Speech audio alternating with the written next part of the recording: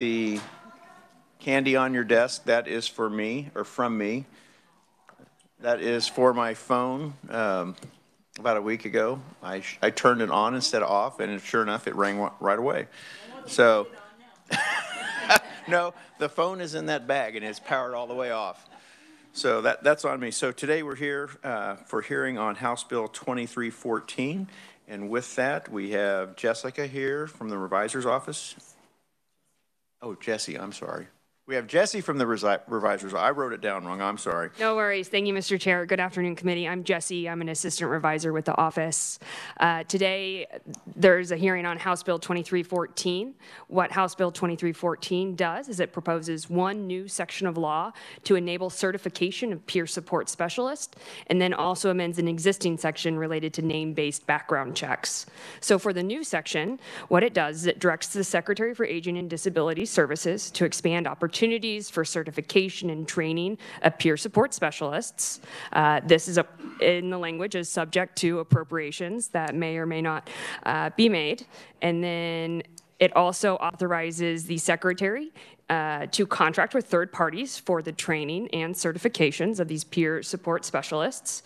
The Secretary is directed to establish standards for peer support specialists, specifically in regards to billable hours, number of training sessions that are offered, the number of participants in those training sessions, and allows supervision by non-licensed professionals.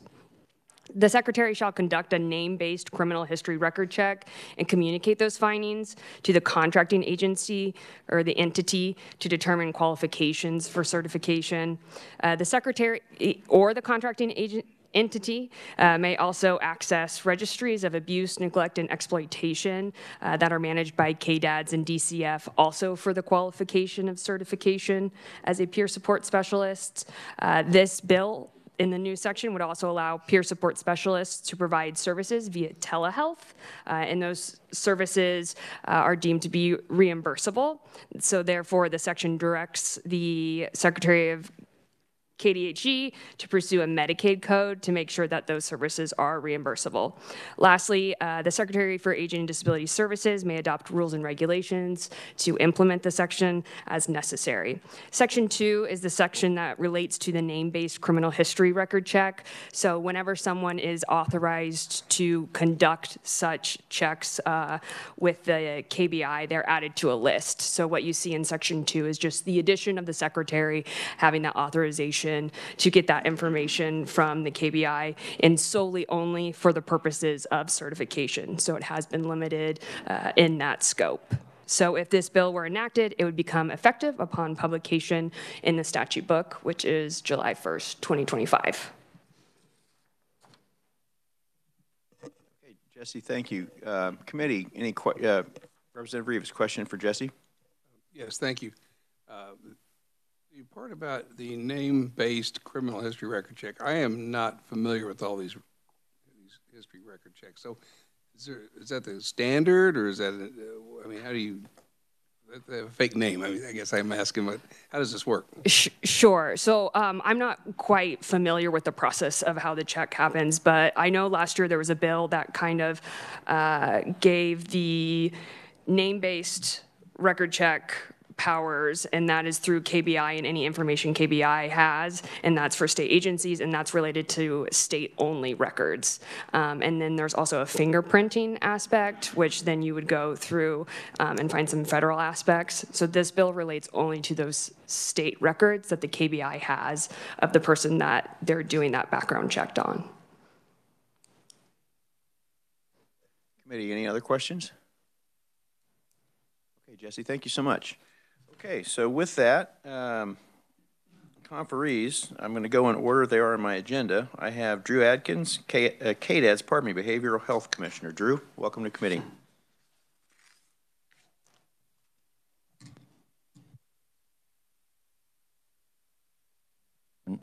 Good afternoon, Mr. Chair, members of the committee. Thank you for letting me and KDADS provide some neutral testimony to the committee for House Bill 2314. I believe you should have a copy of our informational neutral testimony in front of you. It's pretty robust. As you may have seen whenever you looked at that if you've been able to. We do have a program existing at KDADS for peer support specialists. We have 3 different kinds of peer support specialists. We have peer mentors focused on recovery in the substance use disorder field.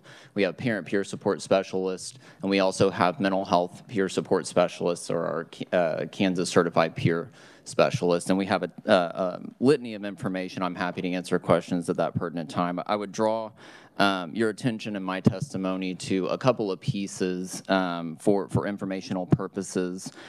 We do list out the requirements for the peer support specialist, what it is required to be certified through KDADS, but also what it is required to be certified to be able to participate in the CanCare or the Kansas Medicaid program, the types of supervision, the limit on the hours being able to bill a certain peer support services, peer services code.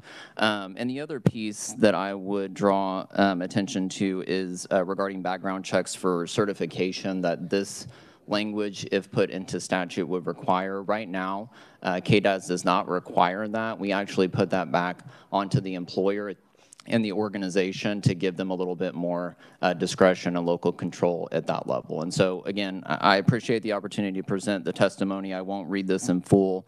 I also, at the end of my testimony, I put in some information about the resources and requirements that this would take for KDADS to be able to take on. That's an estimate that was generated by our agency in response to this bill being brought forth. So, Mr. Chair, members of the committee, I'm happy to answer questions at the pertinent time. Committee, any questions for Drew? Representative Carpenter. Thank you, Drew. So just kind of going down through here, so directs the Secretary of Health and Environment to pursue a Medicaid code for telehealth services, provide peer support specialists. There's nothing now? Mr. Chair, Representative Carpenter, thank you for the question. So we'll answer in twofold. One, we do have a Medicaid code for peer support services available in the CanCare program. 2, that code is able to be billed telehealth. To my knowledge, and I can supplement this with information verifying to the committee, but that would require face-to-face telehealth, so not a telephonic service, but would require a face-to-face interaction via telehealth. We encourage in the Kansas Certified Peer Program for that to be a physical or in-person interaction for the service, just because we've heard so much evidence and anecdotal, for the most part, that is a lot more helpful for our peers and the individuals that they're interacting with. But we do have those, both the services and that is available telehealth. Representative Carpenter. So then why would you need to direct a code?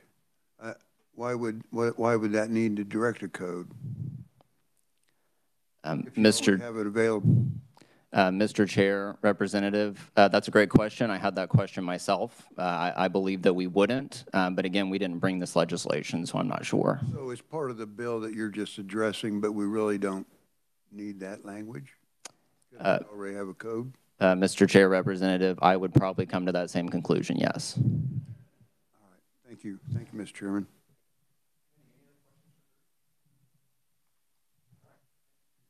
Thank you, Mr. Chair.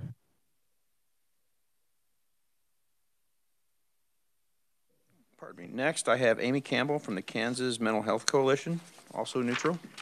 Amy?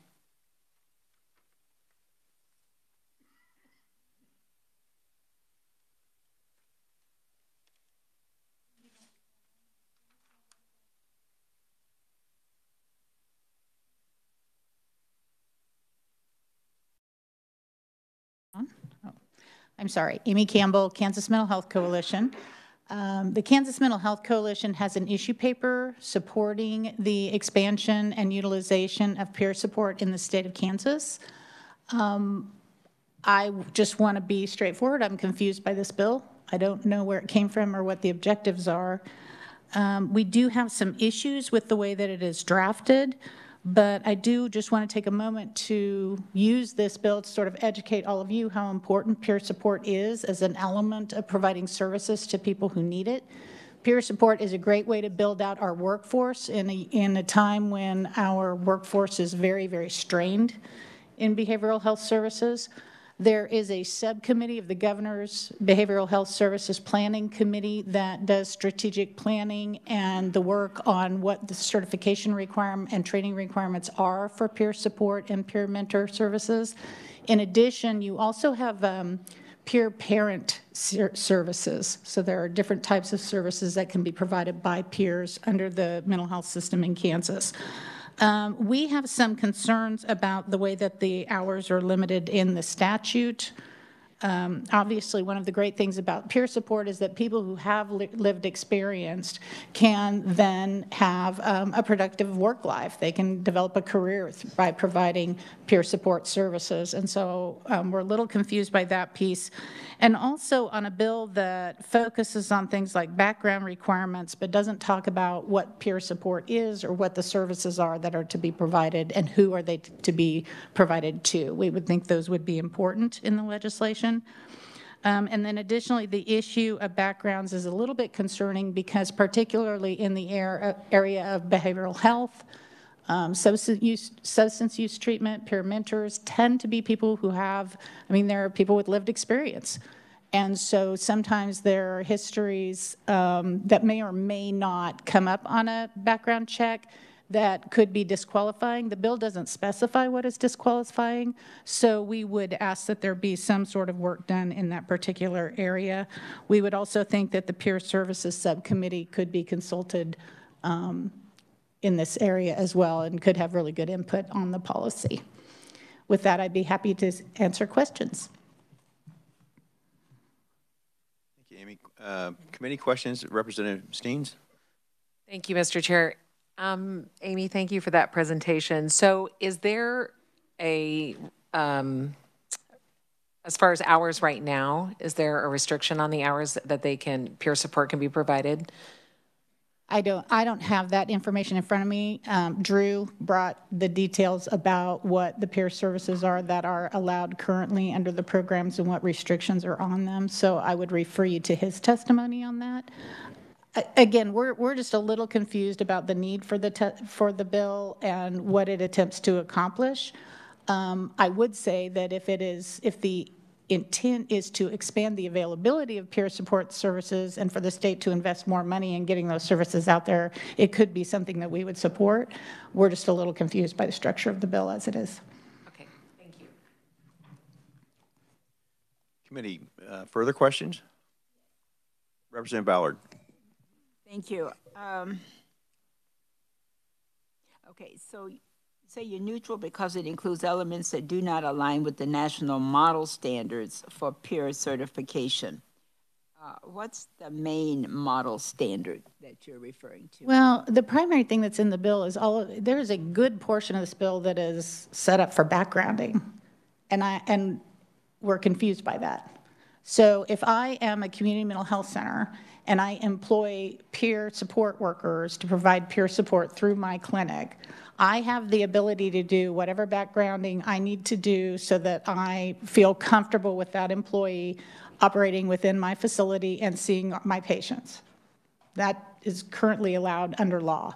So this seems to indicate that there's some significant reason that we need to do something completely different. I've been around this building long enough to see several years where in budget committees you were dealing with huge issues about the FBI or the KBI being unable to fulfill the backgrounding requirements that all of the agencies were needing. There are some waiver programs that have had long delays in hiring people and getting their backgrounding through DCF in order to get them on the ground and working. So there are just concerns about how that's been set up in this bill. Thank you. Thank you, Mr. Chairman. Committee, any further questions for Amy? Right, Amy, thank you very much. Appreciate it. Thank you. Okay, next I have proponent Katie Small, JST Therapy from Wichita. Katie, welcome. Thank you so much for having me. I am here, and I think it's probably a great segue to answer some of the questions that were just presented on peer support and the The request to have background screenings, those would be more like a nurse aid registry, name-based search. We're working with pretty disadvantaged populations. We, as a private practice, supplementing our therapy practice with peer support, which has been very effective and just recently opened up to private practices. We have found that having the ability to have a name-based search, we do background screenings ourselves, as they mentioned, but just having that element to know that we're putting people in place, even though they have a shared life experience, a lived experience with those more disadvantaged populations, just seems like the right thing to do. But similar to like you would have a CNA check or something like that. So nothing necessarily like a criminal background check. I think that could still be up to the discretion of the employer. So that was one of the things I wanted to mention. But to the point of having private practices kind of expand the offering of peer support services, that's something that has been largely offered through community mental health centers up until recently. And we're really excited for the opportunity to be able to bridge those gaps in mental health in the state of Kansas. But doing our own research, we found that there were many states that had bad actors move in. I think Minnesota is a prime example. They had a company when that was opened up for peer support that took advantage of the no cap, and it was pretty damaging to the state budget. And so we just don't want to see that happen and have something so important as peer support taken away from being utilized by both community mental health centers and private practice.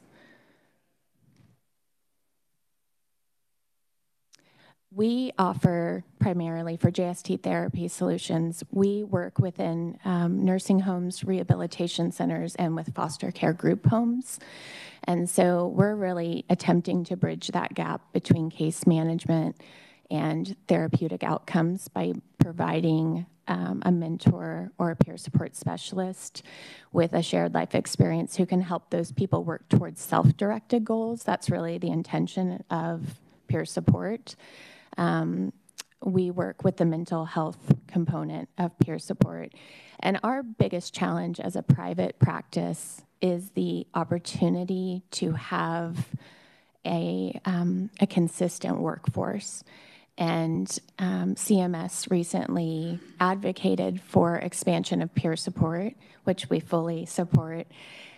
We find ourselves as a business, though, restricted because our level 1 training opportunity is limited to 20 hours a week. So that workforce is part-time.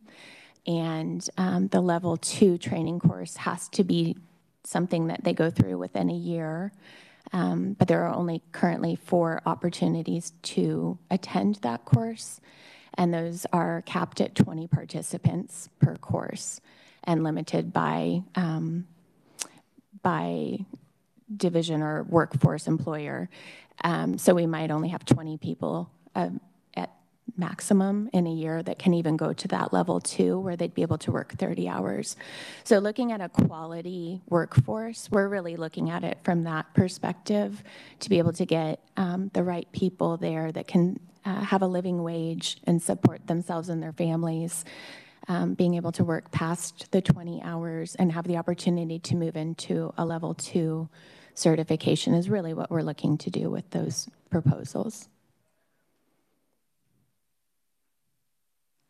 Committee, any questions at this point? Representative Wolcott? Thank you, Mr. Chair. I got a question on that last item that you were talking about. So when I jumped on KDAD's website, when I saw the bill and tried to do a little background research, I came across the Kansas Certified Peer Specialists, and it's very similar to what's in the bill itself. Mm-hmm. Is there a difference between the function of what's already existing and what you guys are asking other than the additional 10 hours a week per So is that really the only change? That's really the only change. We've been very satisfied with what KDADS has in their offering and what they're asking for people to self-attest to and the training that they offer. I think the limitation is that they do employ a third party with Impact at WSU and some other third-party resources. It's just the limitation to continue forward in that journey. So it's the amount of hours being offered and then the ability to move into that permanent position of a level 2 specialist. And I know, as I mentioned, a lot of the community mental health centers have a different framework for how they operate a business. For us in private practice, primarily we're working off of the service itself. And so that does put us at a disadvantage to get a quality workforce. So it's really that. It's not necessarily what any changes to what they've already outlined. Sure. Representative Wilcott. So, and this may be a question for the revisor, I don't know. So are we asking for an expansion of existing, or are we asking to build something new in parallel? Do you want to take that, Jesse? Jesse? Thank you, Mr. Chair. Representative, so nothing about the peer support specialist is currently in statutes. Yeah, so this is kind of one of the issues about the bill is it would be establishing the first time the peer support specialist program would exist in statute and kind of what that looks like. One more. So what exists today is not a statutory creation. It just exists in practice, and what we're looking to do here is put it into statute? Correct. Okay, thank you. Okay. Representative Oropeza. Thank you, Mr. Chair. So my question would be, was there a conversation had with KDADS prior to bringing the bill? So our organization just recently met with KDADS and opened that line of communication while this bill was in process. So I believe there is a good opportunity to work together towards some of these, but I know there are some limitations in the way it's been explained to us and the way that Medicaid reimbursements apply to some of the requests in the bill based on CMS's like the supervisor, that I don't know how that would be remedied. Looking at having a licensed mental health professional is the current criteria, although it's been recommended that it does not have to be a licensed mental health provider by CMS. That would actually open a lot of opportunity to have people that are well-versed in peer support and have that same lived experience being able to participate in the supervision. So there are some elements that I don't know where that overlap goes with KDADS and law and Medicaid spending. Okay, thank you. Thank you, Mr. Chair. Representative Steens. Thank you, Mr. Chair. So I'm a little confused, though. Okay, so this Medicaid code that we're already saying exists, is it the mental health or the peer support people that are doing these telehealth visits? For the telehealth, I could stand to be corrected, but I believe that it's H0038 is the code, but I believe what is really being asked for is a modifier for telehealth. There's a modifier for group peer support offering. To my knowledge, there's no way to bill a telehealth appointment like there is for other, other offerings in the same way. And oftentimes if a nursing home facility is closed for COVID or a client in the community has an emergency situation, a lot of times we're offering that as a pro bono service. Okay, just to follow up. So just so I understand, you're saying it says group peer support under that Medicaid code? There is a modifier for group peer support. Underneath that. Mm-hmm. So there's H0038, and then there's a modifier HQ that allows us to bill for group, but to our knowledge, there's not a modifier for telehealth, but I definitely could stand to be corrected if that's not the case. That's okay. I'm just trying to understand the peer support related to the Medicaid code. Yes, so it would generally speaking be the H0038 is what's billed. That would be individual one-on-one peer support. And then if there's a group, it has the modifier HQ. Okay, gotcha. Okay, thank you. Representative King. Mr. Chairman, thank you. And I don't know if you could answer this, or maybe Mr. Atkins. So KDAD's in their testimony is saying potentially a new 5 to 7 new FTEs required for this. How many people would, just speaking from your firm, how many people do you think this would affect the background check to require 5 to 7 new FTEs? And maybe Mr. Atkins, you could help answer that after she's done. I think, I mean, if I'm looking just at our organization and like organizations, I think the impact is not so broad asking that when you're looking at larger community health centers, and I think that's what they referenced earlier. I'm not sure I could answer what the impact there would be because they have so many more employees. Would the impact for you be 3 people, 50 people, 500 people? For how many people we're currently utilizing for the background screenings. For us, we only employ 35 people right now, so it would be pretty limited, but as we grow, that's a substantial amount of time that our HR department would be spending on background screenings.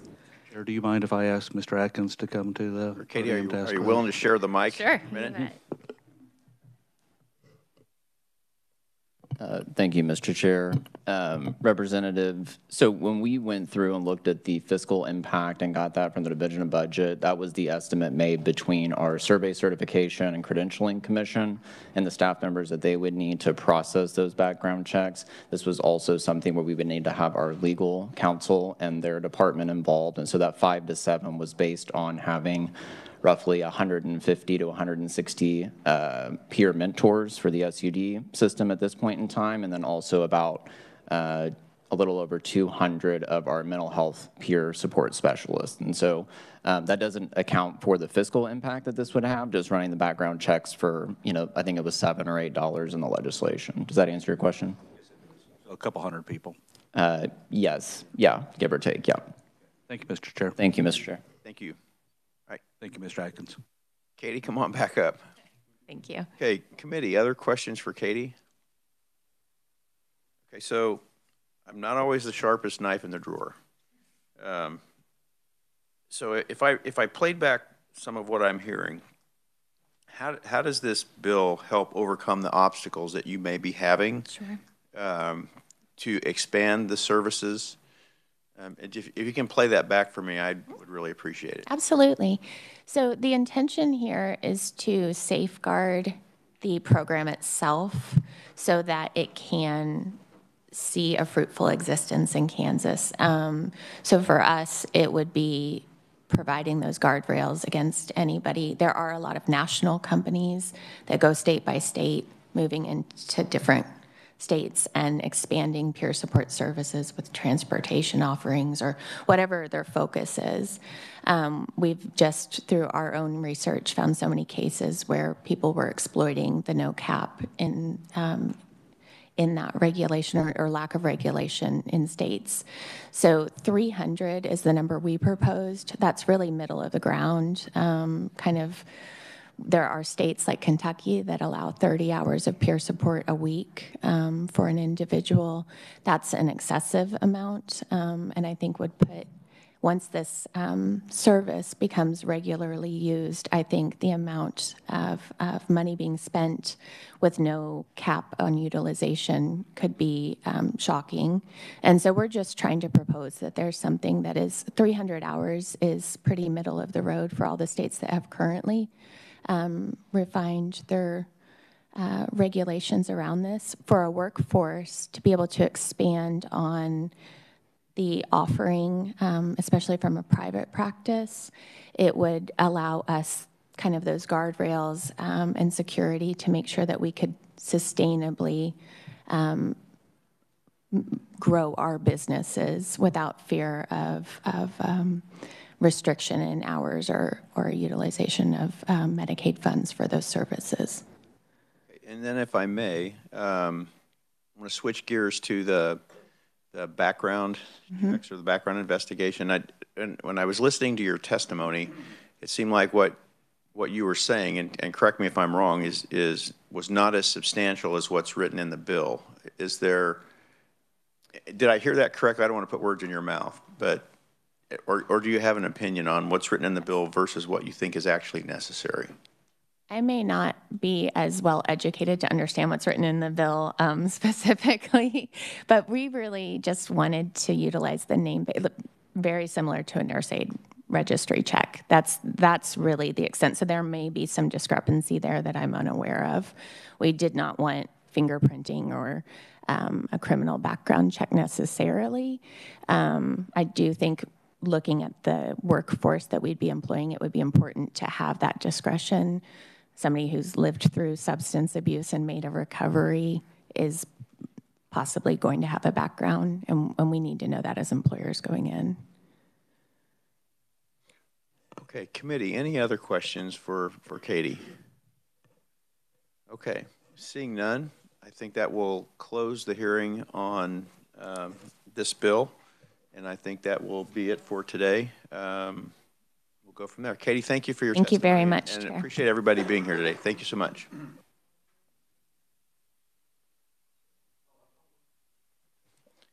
Thank you, Representative Ballard. I'll give her extra chocolate. There is neutral only, and he just left the room. I saw him skate out of here. Kyle Kessler from the Association of Community Mental Health Centers of Kansas there's also neutral testimony. So with that, thank you, Representative Ballard. We'll close the hearing for today. Thank you so much. Thank you.